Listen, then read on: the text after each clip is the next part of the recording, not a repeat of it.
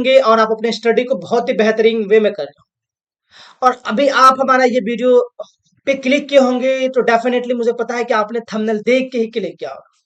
और जैसा कि आपने थंबनेल देखा होगा जो कि हमारे पीछे भी दिख रहा है, तो आज हमने एक नया टॉपिक स्टार्ट करने वाला हूं, जिस टॉपिक का नाम है पेडागोजी।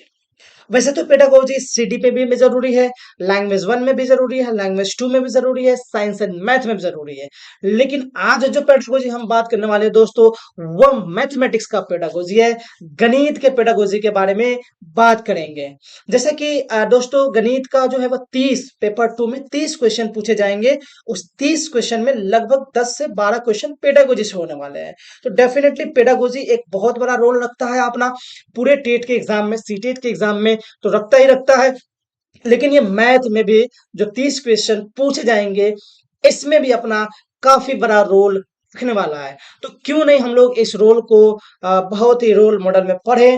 और डेफिनेटली मैं आपको जो 200 से 300 क्वेश्चन कराऊंगा, वहां से ही आपका मैथमेटिक्स का पेडागोजी खल्लास हो जाएगा। लेकिन आप लोग एक बहुत बड़ा गलती करते हो, वीडियो पे क्लिक भी करते हो लेकिन वीडियो को वॉच नहीं करते हो। तो ये एक बहुत खराब समस्या है।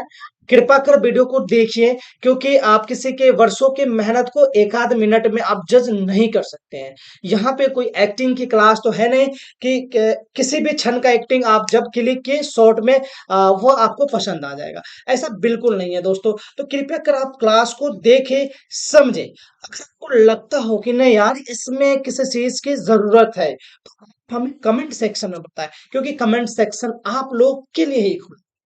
तो आप हमें बताएंगे तो हम उन चीजों पे काम कर पाएंगे।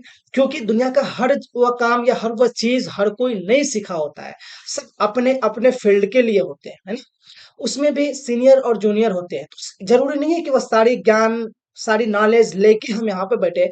मेरे से भी गलती हो सकता है, मेरे से अच्छा अगर अप्रोच आपके पास हो तो अब डेफिनेटली बताएं, जिसका इस्तेमाल हम यहाँ पे कर सके।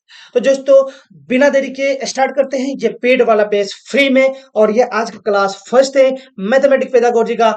तो आप एस फॉर स्टडी देख पा रहे होंगे, learn and grow online study from here. तो प्लीज इसको पहली बार आए हो तो सब्सक्राइब करें, और साथ ही साथ इन सोशल मीडिया हैंडल जो आपके सामने दिख रहा होगा, इन सोशल मीडिया हैंडल पे भी आप हमें फॉलो कर सकते हो, जहां से आपको डेफिनेटली कुछ ज्ञान और विज्ञान की बात सीखने को मिलेगी।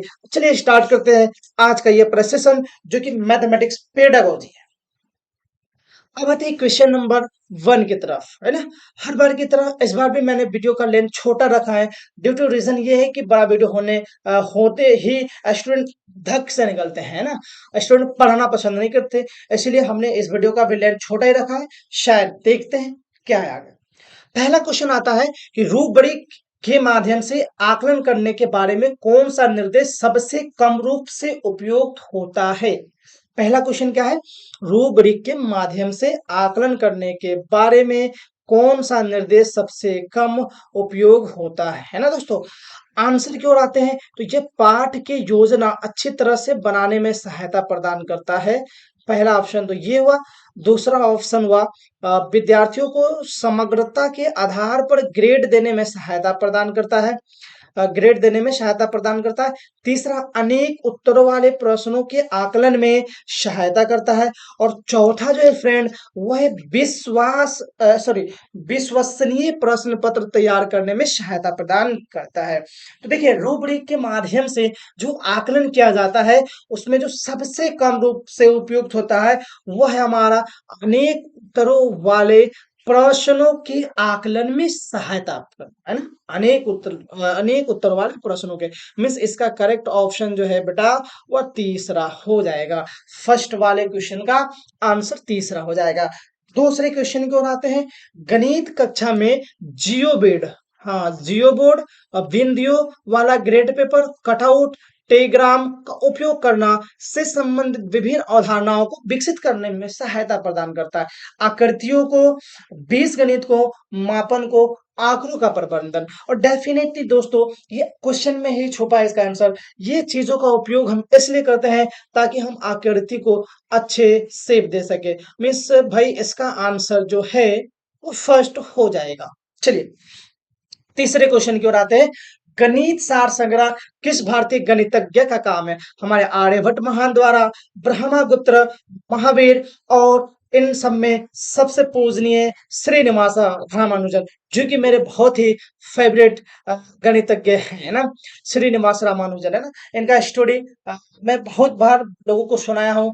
डेफिनेटली अगर मैं अभी सुनाना स्टार्ट करूँ तो 3-4 वीडियो का तो इसमें घुस ही जाएगा, इसलिए मैं इस पे बात नहीं करूंगा। बस इतना जानता हूं मैं कि बहुत ही ग्रेट पर्सनालिटी थे, है ना, श्रीनिवास रामानुजन। ज्यादा जानकारी चाहिए गूगल कर लेना, यूट्यूब कर लेना। देखो, गणित सार संग्रह नाम का जो है वो किस भारतीय गणितज्ञ का काम था? तो याद रखेंगे दोस्तों, गणित सार संग्रह ये ब्रह्मगुप्त का काम था। देखो, अब बहुत सारे लोग जो है इनके बारे में सुना भी नहीं होगा नाम, है ना, लेकिन ये एक बहुत बड़े भारतीय मैथमेटिशियन थे। ये आई थिंक 11th सेंचुरी के आसपास के मैथमेटिशियन थे, है ना, 11th सेंचुरी। नेक्स्ट क्वेश्चन, और निम्नलिखित में से कौन सा एक गणित पाठ्य पुस्तक का सबसे कम रूप से महत्वपूर्ण रूपक है?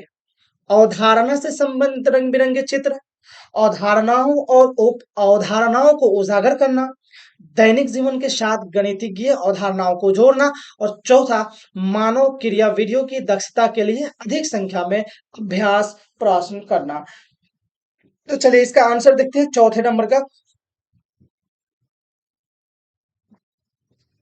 हम्म तो चौथा का दोस्तों जो है दो हो जाएगा, अवधारणाओं और उप अवकरणों को उजागर करना। पांचवें क्वेश्चन की ओर अगर दोस्तों हम आते हैं तो पांचवा क्वेश्चन कहता है कि निम्नलिखित में से किस कथन में संख्या 5 को क्रम सूचक तरीके से रखा गया है? क्रम सूचक तरीके से, प्रत्येक समूह में 5 सदस्य। अच्छा, इस डिब्बे में 5-5 पेंसिल के कई समुच्चय हैं। अपनी कक्षा के वार्षिक परिणाम में मेरा 5वां स्थान है। मेरे कुल 5 मित्र है, मेरे कुल 5 मित्र है। ध्यान से देखिए, इसमें कहता है कि जो संख्या 5 है, 5 जानते हो ना, 1 2 3 4 5, तो 5 को कौन सा चारों में से बेस्ट वे में सजाया गया है? क्रम सूचक, क्या मतलब सीरियल काउंटिंग वाइज बढ़िया से रखा गया। सारा चीज एक ही तरफ इंगित करता है, इंडिकेट करता है, लेकिन इन सब में जो सबसे अच्छा जो इंडिकेट करता है, अपनी कक्षा के वार्षिक परिणाम में मेरा 5वां स्थान है, यानी 5वां का बेटा तीसरा आंसर हो जाएगा। Third number is a correct option. Next आते हैं, एक शिक्षिका गणित शिक्षण के दौरान यह देखती है कि 7वीं कक्षा के विद्यार्थियों को बीज गणित समझने में कठिनाई हो। ओके, यह शिक्षिका एक विशिष्ट विधि द्वारा बीज गणित पढ़ाने का प्रयोग करती है और इस प्रयोग से प्राप्त जानकारी को अपनी कक्षाओं में उपयोग करती है। क्या उदाहरण हो सकता है भाई? त्रुटि विश्लेषण, क्रियात्मक अनुसंधान, अनुसंधान, प्रयोग विधि से पढ़ाने का, और अगहनात्मक उपकरण का। तो याद रखिएगा, इसका जो करेक्ट ऑप्शन है, सॉरी ये तीन होना चाहिए, गलती से यहाँ पे 2 हो गया है। इसका ये होगा प्रयोग विधि से पढ़ाने का, ऑप्शन थर्ड। प्रयोग विधि देखो भाई, पूरी साइंस स्ट्रीम के लिए है ये मजेदार, है ना। और फिजिक्स हो, केमिस्ट्री हो, बायो हो, इवन मैथमेटिक्स को साइंस में तो नहीं रखा गया, लेकिन ये साइंस का ही सब्जेक्ट हो गया है अभी के समय में। तो साइंस के सारे सब्जेक्ट को अगर आसान तरीके से समझाना है तो उसके लिए आपको प्रयोग विधि से पढ़ाने का कष्ट करना पड़ेगा, है ना। अब प्रयोग विधि से बाबू ये नहीं है कि अगर हमको हार्ट के बारे में पढ़ाना है तो कोनो गए ओरिजिनल वो हार्ट चीर के निकाल के लिया है। उसके लिए बहुत सारे मार्केट में बने बनाए हार्ट मिलते हैं, जो लोगों को जो जिसके हार्ट जितने दिल के टुकड़े टुकड़े हो गए होते हैं, उन लोगों के हार्ट को मार्केट में रखा जाता है और उन हार्ट को लाके आप समझा सकते हैं ना। ये ना कि गए किसी का चीर फाड़ के आदि मानव से निकाल के एकदम से हार्ट को एकदम दिखा रहे। तो याद रखिएगा, प्रयोग विधि से पढ़ाने का बेहतरीन मजा भी है, टीचर को भी ज्यादा मजा आएगा क्लास में, क्लास एट्रैक्टिव है ना दिखेगा, और साथ ही साथ जो है और बच्चों को भी ज्यादा बेहतरीन समझ में आएगा, है ना। चलिए नेक्स्ट, 7वां, अवलोकन, उपक्रियात्मक अभिलेखन, रिकॉर्ड, अब अभिलेखन में रिकॉर्ड, प्रदत्त कार्य, असाइनमेंट, रूब्रिक इत्यादि किससे संबंधित है? पाठ एवं इकाई योजना से, शिक्षण अधिगम सामग्री का रख रखाव से, आकलन के साधन और तकनीकों से, गणित प्रयोगशाला से। तो दोस्तों 7वां नंबर का ऑप्शन जो है 3 हो जाएगा, 3 हो जाएगा। आंसर जो है, करेक्ट आंसर जो है वो 3 हो जाएगा। आकलन के साधन और तकनीक, है ना, आकलन के साधन और तकनीक। 8वें नंबर के क्वेश्चन की ओर आते हैं। देखो, वैन हिल्स की ज्यामिति सोच के विकास के स्तर के अनुसार निम्नलिखित में से कौन स्तर स्तर संबंध को संबंध मतलब पहचानना को दर्शाता है। पहला, थोड़ा बड़ा है, देखेंगे आराम आराम से, टेंशन लेने का जरूरत नहीं। पहला, एक बच्चा समान दिखने वाले विभिन्न आकृतियों के वर्गीकरण कर सकता है। अच्छा, बच्चा आकार या अभिविन्यास के आधार पर नहीं बल्कि गुणों के आधार पर आकृतियों की पहचान कर सकता है। अच्छा, बच्चा किसी दिए गए ज्यामितीय आकार के सामान्य गुणों को अनौपचारिक रूप से निकाल सकता है और इन गुणों के बीच संबंधों को देखने में सक्षम होता है। वेन इले के द्वारा, भाई साहब इसको रट जाइएगा, वेन इले ने कहा था इसको कहा था, है ना, बच्चा किसी दिए गए ज्यामितीय आकार के सामान्य गुणों को औपचारिक रूप से निकाल सकता है और इन गुणों के बीच संबंधों को देखने में सक्षम हो सकता है। ठीक है, 8वें क्वेश्चन की ओर आते हैं। ऐसा देखा गया है कि माध्यमिक कक्षा के छात्र सर्वसमीका a प्लस बी का होल स्क्वायर को सर्वसमीका a प्लस बी के होल क्यूब की तुलना में ज्यादा आसानी से समझते हैं एवं उपयोग में लाते हैं। इसका सबसे उचित कारण क्या हो सकता है? पहला ऑप्शन, विद्यार्थी कक्षा में ध्यान नहीं रखते। अच्छा बेटा, सर्वसमीका a प्लस बी का होल क्यूब अधिक कठिन होने के कारण वे उसे सत्यापित नहीं कर पाते हैं। तीसरा, वे बीजगणित व्यंजकों को गुणा करने की अवधारणा को नहीं समझ पाते। और चौथा, वे सर्वसमीका a प्लस बी के होल क्यूब को कम उपयोग समझते। तो देखो, ना ही ज्यादा समझ सकते हो, ना ही कम समझ सकते हो, और ना ही क्लास में ध्यान रखने वाली बात है। इसका जो बात है वो सिंपल सा बात है कि वे बीजगणित व्यंजकों को गुणा करने की अवधारणाओं को नहीं समझ पाते होंगे।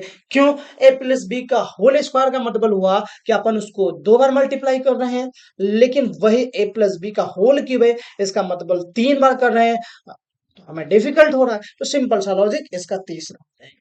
10वें क्वेश्चन की ओर आते हैं। गणित के संदर्भ में श्रमिक वर्ग की पहली पीढ़ी के शिक्षार्थियों के लिए निम्नलिखित में से कौन सा कथन सही है? उनके उच्च स्तर के गणित सीखने की अवधारणा नहीं, क्योंकि उन्हें उसकी कभी जरूरत नहीं पड़ेगी। अच्छा, वह मिडिल स्कूली गणित सीखने में सक्षम नहीं होंगे क्योंकि उनके पास इसके कौशल नहीं है। गणित के संदर्भ में देखो, श्रमिक वर्ग का बात कहा जा रहा है ना, उनके पास अपने जीवन अनुभव और परिस्थितियों से मिले अनुभव की वजह से गणित की स्वाभाविक समझ, इकाई के रूपांतरण का कौशल और गणना कौशल हो सकता है। तो इसका ऑप्शन जो है बाबू 4 करेक्ट हो जाएगा। और शायद यहाँ तक हमने 10 क्वेश्चन ही लिखा है, तो उम्मीद करते हैं कि ये 10 के 10 क्वेश्चन आपको समझ में आए होंगे, और समझ में आए होंगे तो बहुत बढ़िया। कमेंट सेक्शन में आप जरूर बताएंगे। वीडियो को पूरा देखने का आप कोशिश करें। आए और गए करोगे तो आते जाते रह जाओगे, घूमते फिरते रह जाओगे। यूट्यूब की दुनिया बहुत बड़ी संसार हो चुकी है, यहाँ पे आपको किसी 1 2 4 को ही लेके चलना पड़ेगा, 2 4 हजार लेके नहीं जा सकते हो। तो दोस्तों, उम्मीद करते हैं कि आज का ये सेशन आपको बड़ा ही मजेदार लगा होगा। आप वीडियो को देखेंगे, बढ़िया से देखेंगे। उम्मीद करते हैं कि आप, छोड़ो, कुछ उम्मीद नहीं करते हैं, अब तो खत्म करते हैं, इस लेक्चर को खत्म करते हैं। फिर मिलते हैं कल आपको नए लेक्चर के साथ। तब तक के लिए जय हिंद, जय भारत।